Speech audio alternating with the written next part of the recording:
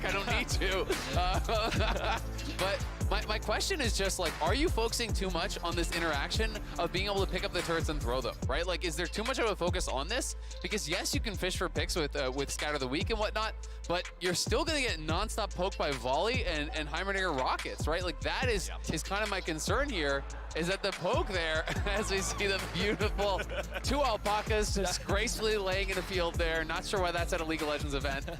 Just having a good old time, man. I am so excited for this game now after seeing that switch at the very end of the draft. Getting the Anivia here in mid lane, a champion we do not get a lot of in professional play. You know, I think what we should do now is I should be the play-by-play and you should be the color caster. Now that you've proven your superior knowledge, you knew it was going to be Sinja support. I doubted you, so...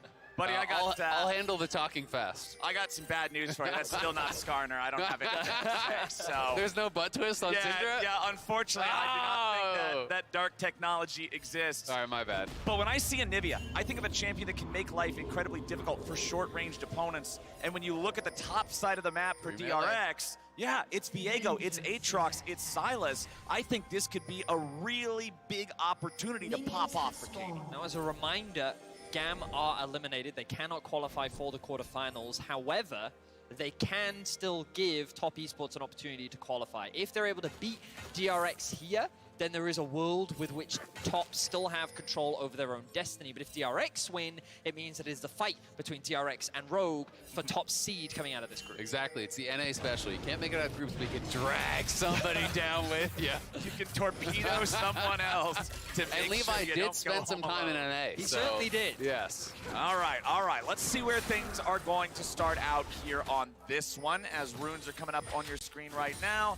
Everything's looking pretty standard here. Electrocute on the Anivia for some of those quick, snappy trades.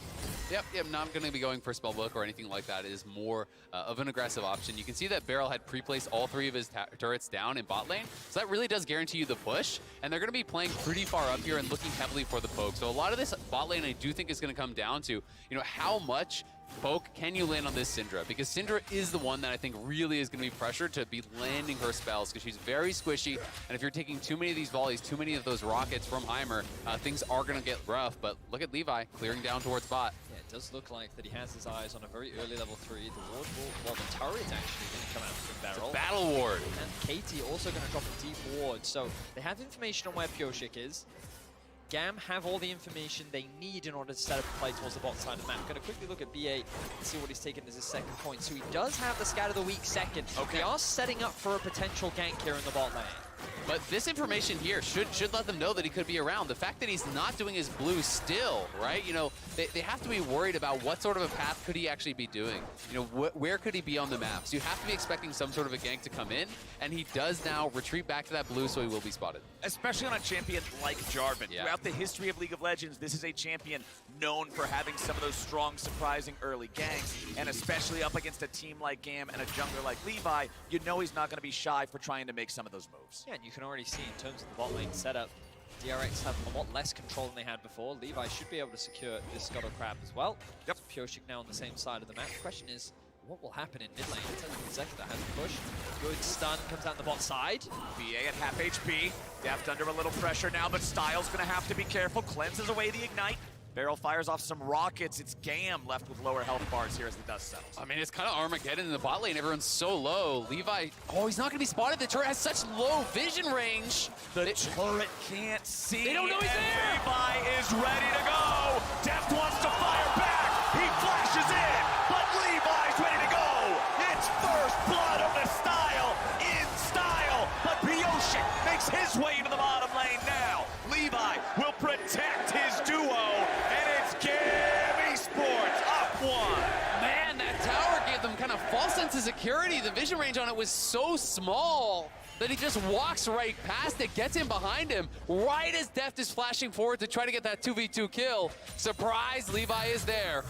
Wow, GAM really catching DRX off guard, and already I feel like this Syndra showcasing slightly more than the Narsus could last game with that potential gank setup. And you already highlighted, Azel, the fact that this turret gave them that false sense of security, not offering that vision. The ward was already placed earlier. Levi cleared it out with the sweep, but the flash in from BA doesn't quite land the stun, and Deft see this window where he has to make the play, because the moment that the Levi flag comes in, he's like, I'm in danger, I have to commit. and he ends up falling short. Well, it's so interesting, right? Because I wonder, like, did he even kind of internalize that Jarvan was there yet, right? Because he sidesteps this scatter, he sees the flash is used, he's like, ability on cooldown, maybe we can get a 2v2 kill. Because the flag comes over the wall right about that same time. It's that close timing where I wonder if he even realized, because he could have just flashed backwards and potentially, you know, gotten out of there. So it is a really, really tight timing on that play. We have consistently seen from GAM today a hyper-aggressive early game. They've typically been known for their team fighting, but they're looking for more aggression. They're attacking this bot lane. And the thing is, okay, this gank doesn't quite work out, but it alleviates pressure. It stops this bot lane from consistently pushing out that wave, because the bot lane is now in danger. Oh, Katie, this is not good. Zek has eaten a whole hearty breakfast there. The egg has been popped. And that means that Katie is now a target. And Nivea can be such a problem when the passive is ready. It can make it so you don't want to commit too many resources just to not get a kill anyway. But now that that's down, that puts a big old target right there. But also good positioning from Katie, you know, got close enough to the tower, knew he didn't actually have to spend the flash or anything there, knew he was going to be able to sit through and just have that passive popping back up. And now Katie's level 6. So what happens in mid lane? Push and leave. Yep. Nice, nice, nice for an Anivia. Once you unlock that ultimate, changes the pattern, changes the laning a lot. Still, just that one kill on the board here. You can see the XP coming up on the left side of your screen. It's level 7 for all 4 solo laners.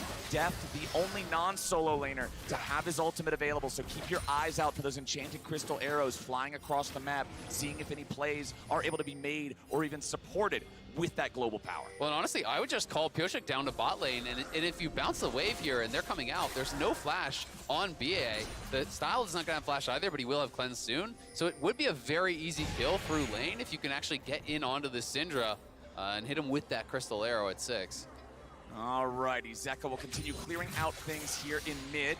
Kiaya versus Kingen here in the top side. So much focus on bottom early on. We haven't really been able to pay much attention towards this top part of the map. Fiora versus Aatrox matchup pretty even right now. And this is something that Azael and I were talking about backstage, which is how do you deal with the Aatrox problem? Because so far at this tournament, a number of different top laners have tried to showcase answers to the Aatrox, and the most successful one has been Fiora. However, that's only been in the hands of some of the best top laners in the world. In the hands of Zeus, in the hands of Breed. When you see these matchups, you need to understand the dynamics and you need to be able to build advantages. And we'll see if GAM can find that advantage right now. Okay, Kingen 1 versus 3. He's got to stand his ground. Worldender comes out, flashing away, dashing away, trying to fight back if he can. And enchanted crystal arrow from all the way back home. Kingen will live and GAM will fall. A double kill back over to the Aatrox, and DRX does it. Oh, the attempted dive from GAM, but the door is closed by Dev. Cross-map arrow bails out Kingen, and he turns around the play. All 3 members fall. What a huge moment for DRX. On a second, BA. BA flashing away from those turrets there. The burn won't be enough to kill him on its own. But I said it, boys. I said you gotta look out for the arrows flying across to affect these other lanes. And sure enough, Deft hits the mark. And I will say that the Aatrox problem is now an Aatrox problem. The man, he played this extremely well to notice when the flash comes out to dodge the initial engage from Levi. Then he's going to sidestep the Anivia Q as well. And the arrow is coming up from downtown as well. While Kingen has tower aggro and is still underneath the tower. That very likely should have been a kill. He gets the heal back from his passive. Then he also gets the additional health from his runes. And he's able to turn it around and secure that final kill. Double kill for Kingen. Beautifully played for the whole DRX roster. And you can even see the communication there. Kingen was actually kiting towards the right side, and the arrow's coming right along that left side. As it's about to arrive, he actually kites back against the wall, which pulls them into the line of that arrow, making sure that it would land. Really smart stuff there from Kingen. You know, positioning perfectly, and the arrow from base there from Deft making all the difference. And now it is GAM again on the Dragon, but DRX are coming in from all sides. Okay, Levi's already got the objective. Pioshik has to get back out. Scatter the weak, won't scatter anyone other than a turret, but Zeka's made his way into the fight. There's the Cataclysm. Zeka trying to stay alive here in the pit, but he's 1v3, and Levi's got the kill. One's gonna come back, and we're trading 1-for-1 equal so far. The fight continues. Viego looks for the reset, but a double kill back over to Levi. Now Deft will try to kite this one out. They got turrets, they got bullets, they got everything they need. and GAM is trying to find the solution, and they found it. Barrel's on the run, and Levi's on the hunt. Katie's right behind him to provide the damage. The stun flies out, but the flash is true. Katie, gotta be careful on this. The turret gets dropped. Katie barely walking past it. And when it looks like disaster has struck and GAM have no other options, they just find another fight again. Beautiful 4 versus 4 at the Dragon. GAM equalize the kills once more. You just gotta love the play style here from GAM. If you're behind, the best way to come back, fight. If you're ahead, the best way to increase your lead, fight. If you're even, best way to get a lead, it's fighting, baby. And GAM are going right back at it again. Pioshik went over the wall, trying to get the steal, couldn't quite find it.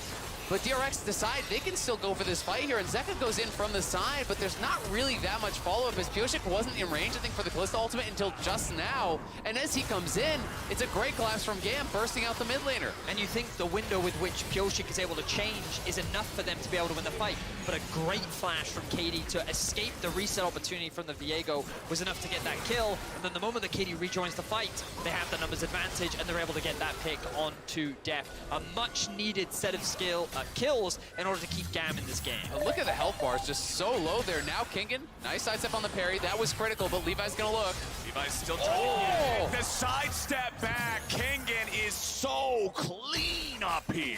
Oh my god, the early tier 2 boots, and BA on the bot side is just gone. Was that an Ash arrow, perhaps? It looks like it was just fired off recently, so I'm gonna assume that was an Ash ulti catching him out there. That is definitely a dangerous part about Syndra. In general, you are pretty low mobility, you are pretty squishy, and Syndra's support even more so. Of course, the second that Flowers is on the desk, they decide that violence is the only way for the game to be able to play out. It's a PvP game, Vedius. We need some of that action here, and this game is delivering 9 kills in 12 minutes. It's resulted in a 1,500 gold lead for DRX, but it's GAM who have the first Drake. It's GAM who are unafraid, like you were talking about, Isaac, to keep fighting, keep scrapping, no matter the game state. Absolutely. My big concern, though, for GAM is you haven't drafted full team fight, right? You've drafted this side lane pick in the Fiora that I think is going to have some trouble actually joining in the 5v5. So let's see it again. I'm assuming it wasn't Ash Arrow catching him out. It was. No flash available. Just nicely aimed there from Def. The CC chain is layered over top. The grenade is guaranteed. Towers are dropped in. And you can see that engaged combo there coming through from Deft and Barrel. Yeah, the bot lane from DRX is incredibly lethal, but Levi is on the map again. 60 CS, 12.5 minutes in, it doesn't matter. He only has blood in his eyes, and he's looking to find more. And there's no flash on Deft or Barrel, so there is potential to get aggressive, but they know he's there now because he actually dropped the pink ward in the brush, and they saw the support and the AD outside. So Zeka and Pioshik on their way. That means DRX wants the counter punch, and here we go. GAM's gonna start it off looking for Barrel. They'll get the kill, but now, how can they deal with the rest? Levi's gonna be the focus here at the start as Style gets away with a Cataclysm versus Cataclysm combat. Zeka kills the AD carry, and Def takes down the jungler. DRX win it 2-1. I respect the confidence from GAM to force that fight when they know DRX are on their way down towards the bot lane, but they only end up getting a single kill. DRX walk away with 2, and they continue to extend the gold lead. Yeah, they're looking good, and Barrel, does go down, but a good job to actually set this up. You'll watch him coming in from the river. You can see on the minimap, they are heading down, but they're actually playing around that one ward, and they don't show until Barrel steps forward. So I do give Barrel the credit that this is a bit of a bait, that he is willing to give his life up there. They knew that J4 was in the side brush. He goes forward, gets GAM to commit, as Zeka and Pioshik hadn't shown on that pink ward until they had already engaged. They collapse, they get more than they lost. I think it's a smart play, and it's a good death for Barrel. Good death. That's a very EU saying. I'm proud of you, Azal. There we go. There we go, baby. I've used it a lot. I do in my games. I'm making space. It was a good death. Trust me, guys. Exactly. My team doesn't usually go for it. Creating a little space. That's what it's all about. But the plates have now fallen. We can see both teams getting a few plates here and there on either side, but it was DRX coming away with more. Still 7-5, still about a 2,000 gold lead here for DRX, but the next Drake is spawning now. Exactly that, Flowers. Keep your eyes on the teleports of both top laners because Kingen has already made his way from top into mid. Piaya is looking for that level 11. In fact, going to go back to base, spend that gold, looks to join the fray. For the time being, he will TP into the mid lane now. It's DRX that have control over the river. Oh no! Kingen just got to experience the Anivia with Everfrost melee experience, and it's not fun. And now, no ulti. No. Yes, he can base in TP, but like, do they even want to fight for it? Because no ult on Aatrox is actually a massive difference with your combat power. I don't think it's worth DRX grabbing for this. Oh, Pyosha getting caught here a little bit, but now Styles got to get back away. Volley shot out, just keeping GAM back. They are grouped up as TTP 5. top. Yep, DRX, yeah, they're ready to surrender this one. They're just going to put the teleport of the top laner back into the top half of the map, and it's GAM getting the second trade. I think it's the right call. Kiaya has no TP, neither does Katie, so you're going to get a lot of damage down on this top tower. You're going to deny some minions here as well. The DRX wanted to fight it, but without the ult on Aatrox, it's just a different beast when you have that available, and he is really their strongest member right now, so I don't think it would be intelligent to fight without it. I think DRX also have a very clear window of getting a good cross map Full here as tower. well. You can see this will be the exchange of towers. This isn't a safe play for Kiaya to make, because if you look at the minimap as well, you'll notice Viego already starting off that Rift Herald as they get the push out in mid, though. More fighting in bot lane. Oh, BA, he's only at 300 HP. They can't throw him underneath the turret to try to continue this just yet. He gets himself away. Levi's coming in. They want the kill in a barrel here. Cataclysm in. Should be able to get back out. Levi throws down a flag. Katie's coming in trying to pick up Dev. Forces a flash out of him as well. And it's an overload in the bottom lane from GAM looking to take down this tier 1 turret. I mean, what was Beryl thinking? He's trying to go for a solo queue play there. He's 1v2, his 80's not even in the pit. He's trying to go for the one-shot on BA. Ends up not only giving up a kill, he gives up the tower, he costs his own flash, he costs Death his flash, who tries to come in and bail him out. But this is the story being told elsewhere as mid lane that Herald was taken. We mentioned Pyosha going after that. They use it, they break through mid, they do the damage to the tier 2, and that one's almost gone now as well. Yeah, props to DRX. They're playing the map incredibly well. Every time that GAM tries to force these fights, it's very easy to get sucked into them, you know? Try and match them, say, you know what, we're better players, we can outplay them, we have the comp, we can deal with this. But DRX is saying, you know what, we'll give it up. Okay, Beryl loses life, we lose a bot tower, but what do we get back? 2 towers in the mid lane. They continue to extend this gold lead. 2,500 is now the advantage that they have, and they're very quickly getting to these 2 item spikes, which means that when the next dragon spawns in 3 minutes time, DRX is going to be in a much better position to contest. And that's always one of the things you gotta focus on, is how many completed items are there. It makes the gold lead feel so much heavier when you're getting the spikes of those passive, those active, those completions. As you can see, GAM in a very dark and scary jungle of DRX, and it's Kingen who's going to be found out. He pops the World Ender, trying to get away, waste as much time of theirs as he can. He's running straight towards an enemy turret. But look at the map, right? It's the play to mid, right? They're giving up so much. Look at all those members that are actually down there trying to play for bot, but Kingen might even get out. Kingen's keeping the dream alive as he goes on the miracle run.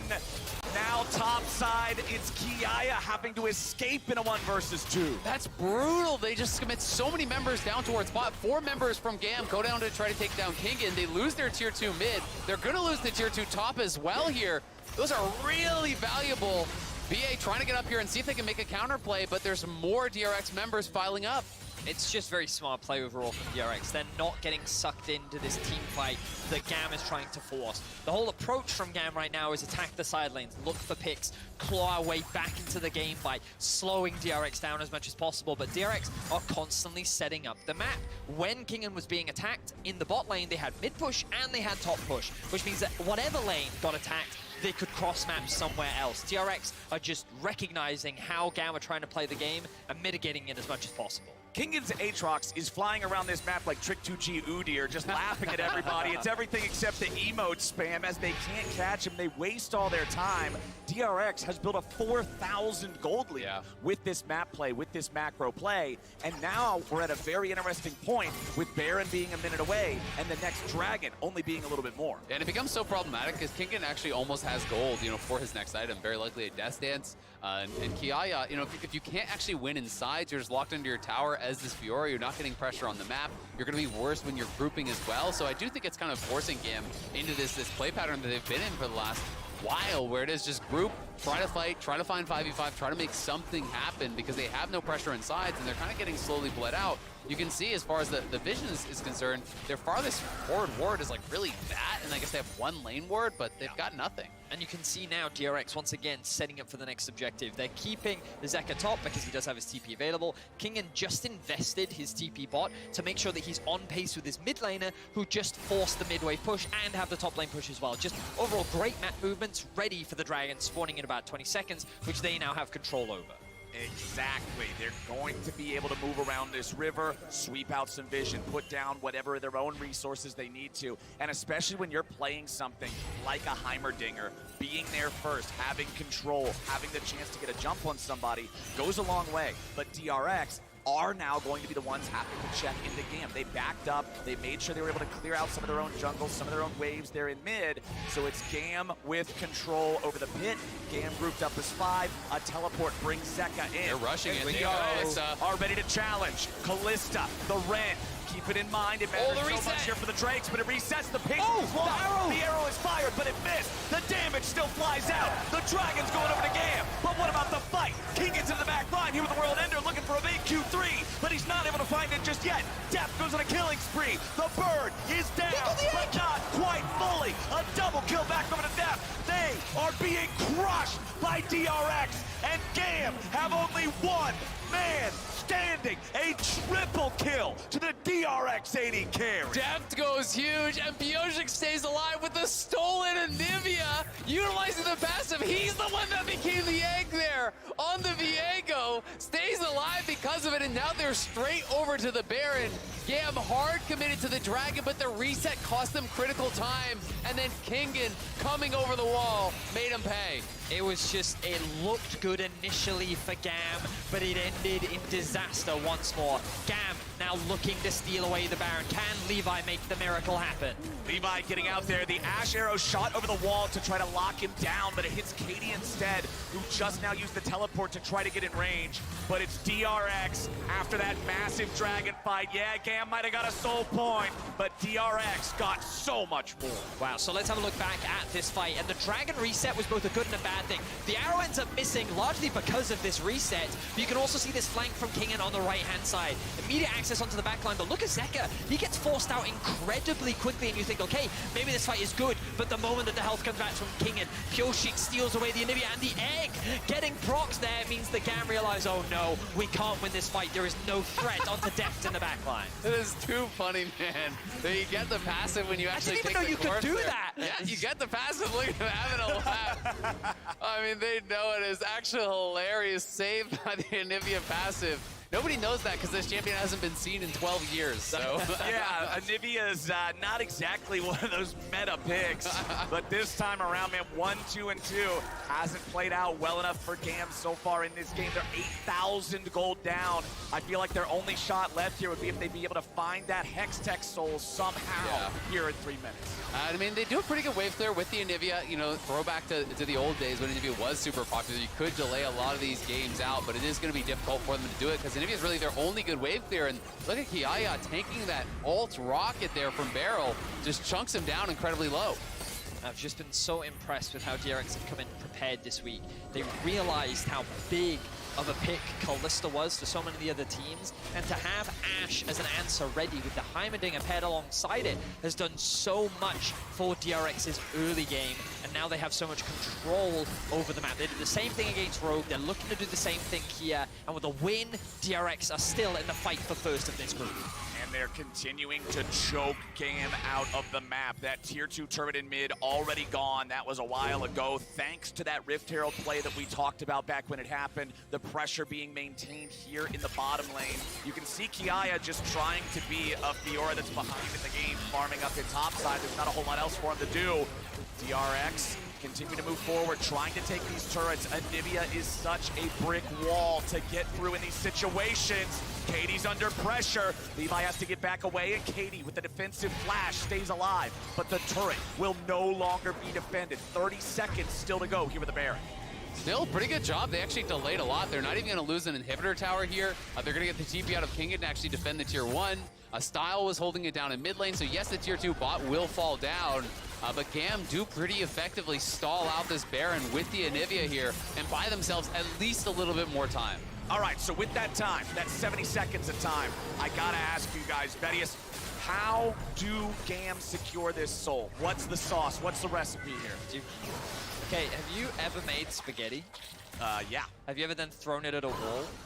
Yeah. Well, that's what GAM needs to do. They need to throw it all at the wall. They need to throw it all at the Throw it at the wall. wall, see what sticks. Exactly that. I mean, All like, right. DRX, while they've been good at setting up position around this objective, Levi gonna get out of that sticky situation. The problem is that DRX, good flash from Levi. Okay. He will be able to sidestep that one. 30 seconds now are all GAM have in order to go and contest. And the thing is, you might argue, surely they can just stall. The problem is, I would argue that from a scaling perspective, things are only going to get better from DRX. And GAM's best window and opportunity is probably to fight this next dragon. So Yeah. I wouldn't be surprised to see them go and fight for it. The ideal opportunity would for Stahl to get his last item. If he can get it before the fight, but I don't think he's going to have enough time. It's just so hard to get in. They're going to try to play through mid, but Zeka here zoning on the side. Deft is there. Doesn't have his ultimate just yet, but the ulti grenade! Oh, the bounce stuns two. Levi's gonna find himself alone in the back while Kingen pushes forward with Zeka in the stasis right next to him. Levi's gonna be killed off first, and Def continues his domination. They're traded back 1-for-1. Zeka's taken out. Def still able to free fire, but Katie's doing a good job zoning him away. It's 1-for-1, 4v4, and the fight stops. Critically, though, Levi is down and Pioshik is still alive here, so they can go over towards this dragon. That is a TP back in from Kiaya, it looks like, though. Katie coming as well. They're actually going to double TP back in. They want to try to see if they can get something done, but Kiaya face checking. Oh, Kiaya! Kiaya, what do you do? And walking into the brush like that. He'll try to get back away, back to safety, but he's only going back to the fountain. Pioshik gets the kill. The face check results in his face meeting the floor. GAM are going to be sent back to base, and DRX are in a prime position to secure this Drake and delay that soul. They've now extended their gold lead to about 9,000, but I was going to say, prior to that pick, I've been so impressed with how GAM are keeping these fights surprisingly close. Even though they're at such a massive disadvantage, there always seem like windows in these fights where GAM can very much win. Absolutely. I mean, I think a lot of it is about their positioning, right? They're cutting back into this corridor here, which is going to be pretty difficult to enter. So even though they get that double stun, you're having to walk through Anivia in this area. It becomes very, very difficult. Everyone is getting locked up into that Anivia ulti, trying to walk through the wall, really clogging things up and making it difficult to get to the carries. And you can see how dangerous of a position Deft was in there, locked in the Jarvan ultimate, in the Anivia ultimate as well. Unfortunately, there was no real other additional threat onto that backline, which meant that Deft didn't even have to burn a summoner spell in that last exchange. Yeah, absolutely. I mean, if Katie could actually get to something like a real third damage item, if you could somehow delay the game, get towards a death cap or whatever, they have a real chance, but that is so far off. Yeah. And he is working on a Morello right now. So yes, of course, this is a super, super long shot, but I do think compositionally, GAM can win these fights, right? I do think it's very difficult to actually get through the Jarvan, get through everything and get in onto some of these carries in the back line. So maybe the miracle fight can happen, and they do still have a while if they can delay. Okay, GAM. Kiaya in trouble again. Riposts the Infernal Chains, but that's the entire enemy team. Kiaya can't get out, and DRX kill the enemy top laner. Baron has got to be the call. A bittersweet situation for GAM to find themselves in. They've made these fights look very competitive, and now they're a man down. DRX are not going to give them a window to come and contest this, and it looks like GAM are going to concede it. But this is Levi that we're talking about. Is he going to face check?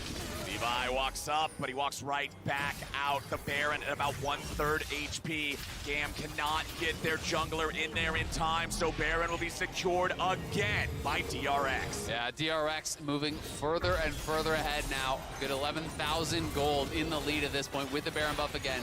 No outer towers here left to take. I do think they're going to have to play through multiple lanes because Anivia, I still think, can stuff the Baron push unless you're willing to actually try to dive, which is very dangerous.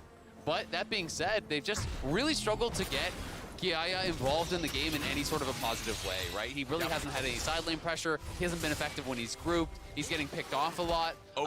This Fiora really just has been the kind of key vulnerability here on GAM. The four-man squad are doing all right, but they need to find some way to get Fiora involved in this game. They certainly do. Right now, she can't really offer anything in the side lane. She can't really offer much value in the team fight. to see what GAM can do to turn things around. Their only bright spark right now is that there is a soul at their disposal. Obviously not going to be spawning for another 2 minutes, but if they can secure it, there's a world in which the comeback can be real. But DRX seem to have such a firm grip on this game. They're looking to join their LCK brothers in terms of the group stage performance. And on that 2-minute timer, the thing about it is, it lines up so closely with the Baron buff. It means that DRX will be able to use this Baron to control the map up until that point. Deft hits an arrow. Katie, all right.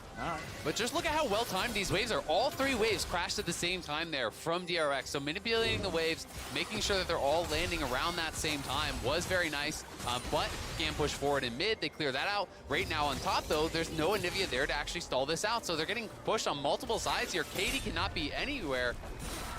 He can't answer every wave at the same time, and no one else can really wave clear but this Anivia. Yep, you've only got one Anivia on the team. Everybody else can't do it. And now that Deft up here in the top lane, he's got the ability to zone a lot of the other players on GAM away. Meanwhile, you still have Kiaya trying to defend bottom, Katie trying to defend middle. It is a 3-pronged attack from DRX, and the attack will miss its arrow here in the top lane, but the mollies are still flying out. Beryl goes for the stun. They try to use the wall and catch Beryl out, but he flashes away to safety. Now Katie's under pressure. If you kill Katie, you win the game.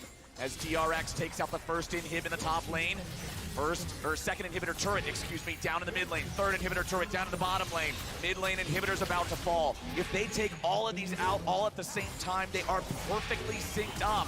GAM's coming out. Levi's going in. Beryl in some trouble, stuck here with the Cataclysm as Kingen has to get himself away now. Kiaya is going to be taken very low and finally killed. Death goes godlike, and DRX go in for more. That's 4 down. Katie's the only one alive, but the Everfrost seals his fate, and DRX will earn their place in the quarterfinals.